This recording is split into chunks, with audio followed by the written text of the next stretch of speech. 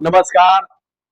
मी राजीव वाघमारे, ज्येष्ठ पत्रकार, छत्रपती संभाजीनगर. माय मराठी या वृत्तवाहिनीमध्ये आपलं सर्वांचं स्वागत. आज महाराष्ट्र दिन 1 मे 1960 रोजी महाराष्ट्र राज्याची निर्मिती झाली. यापूर्वी द्विभाषिक राज्य होतं. गुजरात आणि महाराष्ट्र एकत्र होता आणि ह्या राज्याची निर्मिती करण्यासाठी, महाराष्ट्राची निर्मिती करण्यासाठी अनेकांनी आपले बलिदान दिलं. त्या बलिदानानंतर ह्या राज्याची निर्मिती झाली. ही काही सहज महाराष्ट्र आपल्या ताब्यात आलेला नाहीये. अनेकांना त्यावेळीचे जे राज्यकर्ते होते त्यांनी गोळीबार करून अनेकांचा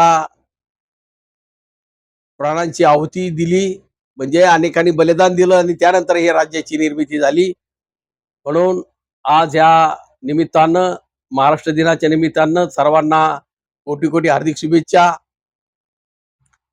आज मी आपल्या नवीन वृत्तवाहिनीसह आपल्या समोर आपल्या घराने आपल्या समस्या जाणून घेण्यासाठी तत्पर आहे. आणि मला या ठिकाणी आनंद होतोय की माय मराठी हे चॅनल मी नव्याने सुरू करतोय. आपण त्याला भरभरून प्रतिसाद द्यावा हीच माझी विनंती आहे.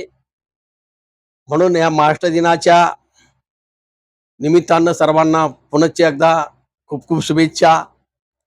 मंगल देशा, पवित्र देशा, महाराष्ट्र देशा, प्रणानामचा घ्यावा हा श्री महाराष्ट्र देशा. हे जे मराठी भाषेचे जे वैभव आहे, याची गोडी आणि या संदर्भात संत ज्ञानेश्वर माऊलींनी अतिशय सुंदर भाषेत, सुंदर शब्दात वर्णन केलं आहे.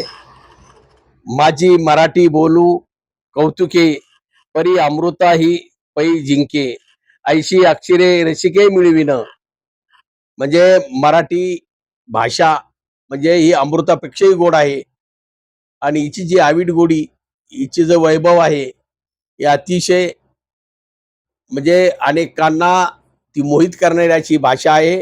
आणि ही भाषा अधिकाधिक प्रगल्भ व्हावी, सुदृढ व्हावी, अतिशय म्हणजे महाराष्ट्रामध्ये या भाषेचा गवगवा व्हावा, इतर भाषापेक्षा या भाषेचं प्रभुत्व मोठं व्हावं, या निमित्तानं आपण हे माय मराठी हे चॅनल सुरू केलं आहे. आणि ह्या माध्यमातूनच आपल्या ज्या काही म्हणजे सामाजिक, राजकीय, आर्थिक, औद्योगिक, जे काही शैक्षणिक ज्या काही प्रश्न असतील त्या या माध्यमातून मांडण्याचा प्रयत्न करू.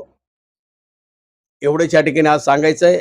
या पुढच्या दुसऱ्या विषयामध्ये आपण ज्यावेळेस येऊ त्यावेळेस सविस्तरपणे या संदर्भात बोलू. एवढे बोलून मी माझे जे काही मराठी चॅनल संदर्भात बोलायचं होतं ते व्यक्त केलं. एवढं बोलून माझे 2 शब्द संपवतो आणि मला आपण भरभरून प्रतिसाद द्यावा हीच आपणा सर्वांना नम्र विनंती. धन्यवाद.